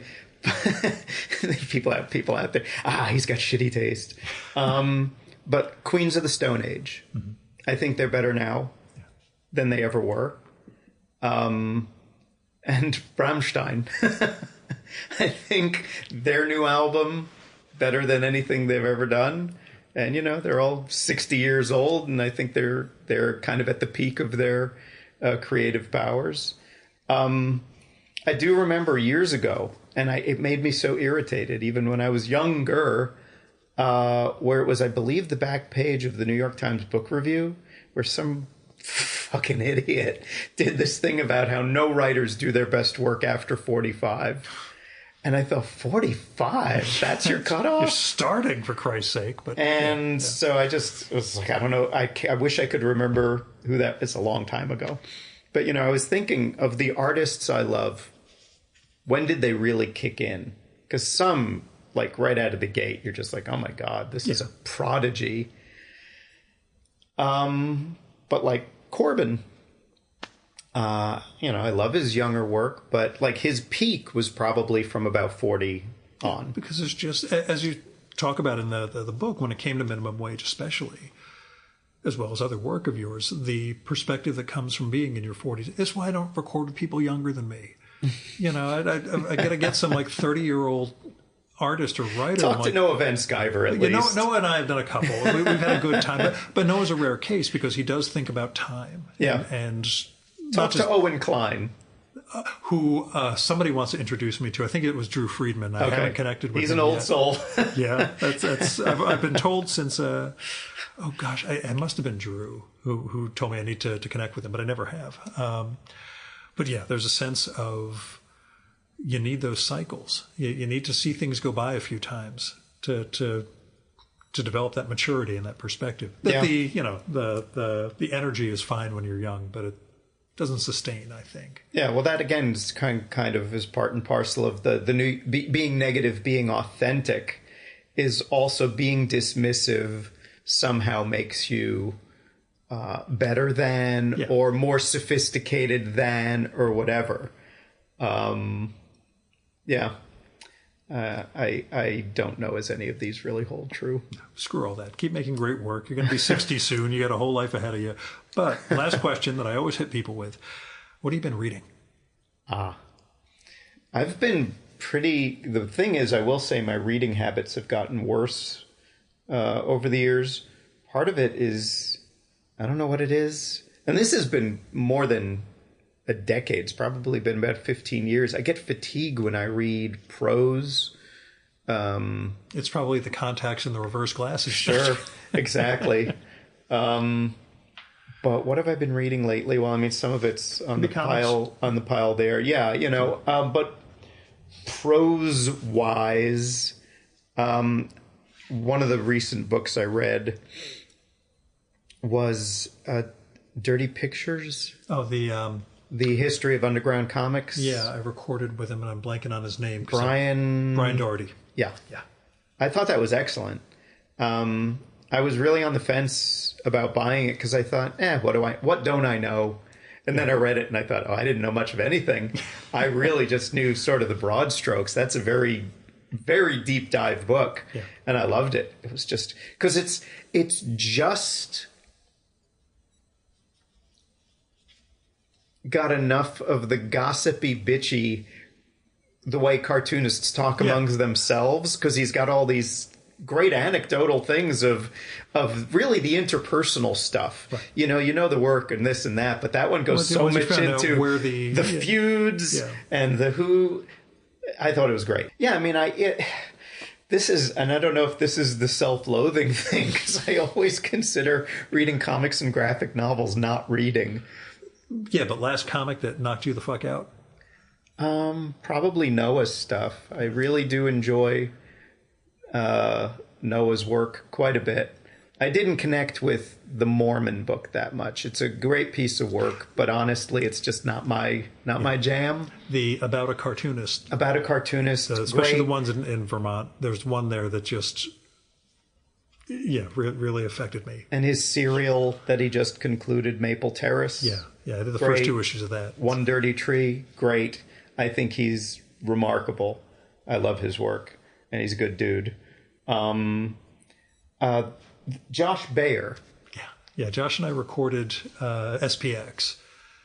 I had not read his stuff. Like, I'd always seen things, but just didn't have an entry point, and finally turned into, I got to sit down and read this new book of his, and I will dive in, and we ended up having a really good. Yeah, I'm looking forward to having a chat with him. It's nice that it's a mutual admiration society, because I started following him on Instagram. I thought, this guy's stuff is really unique. Yeah. Like, I can see some of what he's been looking at, but it's got that thing of, it's him. He owns it. Like, this is a thing, and he created this thing. Another thing also that needs to be seen on a page, you get something from the screen, but you really can't grasp it until you're looking at a book. Yeah, I ordered Unfinished? Unending, I think, or Unended, something like that. Yeah. Yeah. But whatever. It's over on the shelf. I can go grab it. But when I ordered it, we got in touch somehow, and he was just kind of like, I love your stuff. And so, like, blah, blah, blah. So we had some interaction. But he sent me, along with the book, a few of his other things. And like you say, there's a tactile. Like, he printed a couple of his earlier things in magazine format, and they're on newsprint. And there's just something so legit about that. Because it's like, this is a very, for people who love comics and love books, these are those feral things where there's smells. Certain books, you open it up and there's a smell of ink and paper and all that. It's the pulp or whatever. Yeah. And it does, smell is one of the most, obviously it's tied in with memory very deeply. Walking down the street sometime and you get a smell, and shoom, your brain just goes right back to something very specific. So having books that have an olfactory and tactile component is hugely important. There's reasons why I really hate glossy paper. I don't want to have to angle a book so that when I'm reading it, it's not reflecting off of it. It's just, I don't know who decided glossy was good. But there's something, I'm thrilled that Printopia, it's going to be oversized. One thing, and again, maybe it's when you get older, you want things to be a little bigger. I don't want to strain my goddamn eyes reading this. There are cartoonists I can't read. Much like I was talking about drawing, there are artists I can't read once I put my contacts in. I've got, especially a Chris Ware, but there are other examples that are just as, I'm going to read this tomorrow morning. Okay. Yeah, and even though I'm, like when I look at some of my older work, I had a tendency to overwrite. I don't think it's bad writing. It's just too much writing. Yeah. And part of that was I've always had the consumer part of my brain too. It's like, well, I don't want people to race right through it. They paid their money. I've read comics, sometimes you buy a comic, you're done 3 minutes. Right. Well, great. Just slow them down for sure. I want to slow them down a little bit. Now I think I'm still kind of like the economy of line. I'm looking for that economy of just the right amount of words. I still write a lot, though. But that's the thing, when you write a lot and it's printed, tiny. What eventually, when it's reduced for printing and it's basically like 4-point type, that's hard. So I'm ecstatic. Printopia is going to have a 9x13 trim size. Wow. That's nice. And when's it coming out? When's it expected? I think this is what's very cool. Dealing with a completely new publisher. And I think because he is new, he doesn't do things the established way where, like traditional publisher, you sell your book, and if you're lucky, it comes out a year later. Right. There's this whole... I think we're putting it out in October. Possibly November, but it'll be out this year, which is like... There's no reason not to. Yeah, it's just publicity cycles and which they don't do anyway. Yeah, nobody publicizes anything unless it's already a bestseller. Dan Brown or Stephanie Meyer build up the they sales. Get a drumbeat. Yeah, but if you're anybody from the B tier down, and by the way, nobody in comics has money to promote, right? So you might as well just put it out. Just put it out. This is again what I was saying. You got to stay limber and nimble for how the business changes. Just put it out. I'm looking forward to seeing it. So I'm looking forward to seeing that some business you're in also in actual print. That'll be out in weeks. And we'll have an episode for it. Bob, thanks for coming on the show, man. It's been, almost 30 years of on and off interaction with your work. So it's nice that we got to sit down in person. Thank you. Thank you. Yeah. And I don't know how much pruning you're going to do. I have a tendency to ramble. Nobody expects anything less from me. So that's just going to come out fine, man. It'll be great. Okay. Thanks.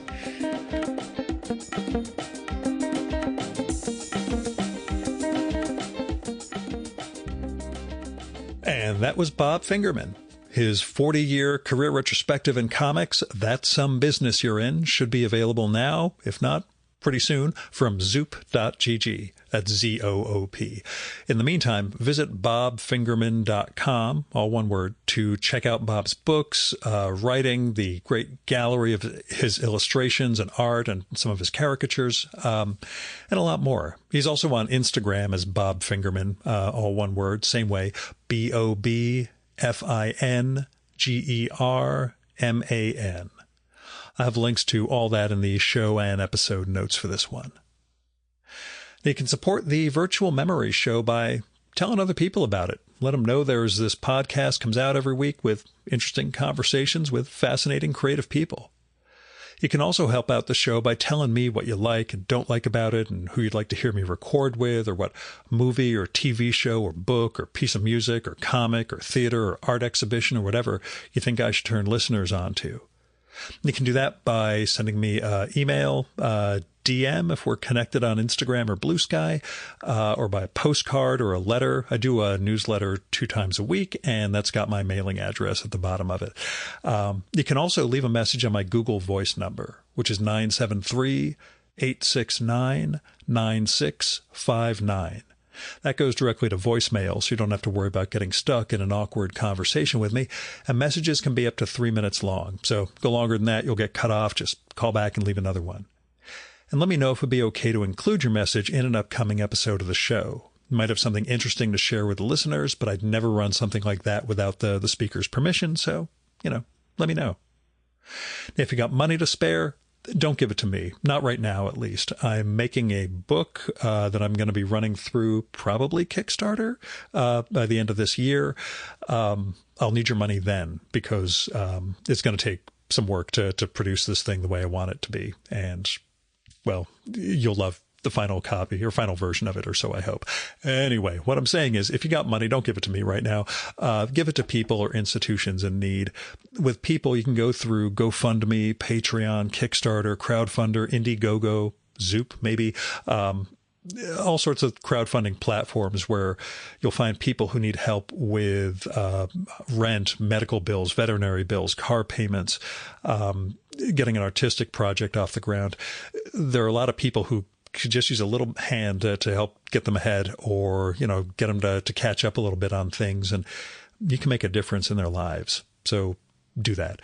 When it comes to institutions, I give to my local food bank and World Central Kitchen every month. But there are a lot of things you can do with your money. You can give to the Poor People's Campaign, Freedom Funds, election funds, Women's Choice and Planned Parenthood. All throughout, there are a lot of things you can do with your money to help make a better world. So, I hope you will. Our music for this episode is Fella by Hal Mayforth, used with permission from the artist. You should visit my archives to check out my episode with Hal from the summer of 2018 and learn more about his art and painting. And you can listen to his music at soundcloud.com/Mayforth. And that's MAY4TH. And that's it for this week's episode of the Virtual Memories Show. Thanks so much for listening. We'll be back next week with another great conversation.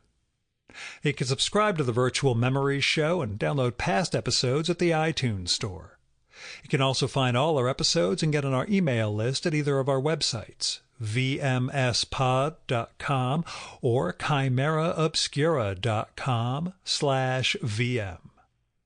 You can also follow the Virtual Memories Show on Twitter and Instagram at VMSPod, at virtualmemoriespodcast.tumblr.com, and on YouTube, Spotify, and TuneIn.com by searching for Virtual Memories Show. And if you like this podcast, please tell your pals, talk it up on social media, and go to iTunes, look up the Virtual Memories Show, and leave a rating and maybe a review for us. It all goes to helping us build a bigger audience. You've been listening to the Virtual Memories Show. I'm your host, Gil Roth. Keep reading, keep making art, and keep the conversation going.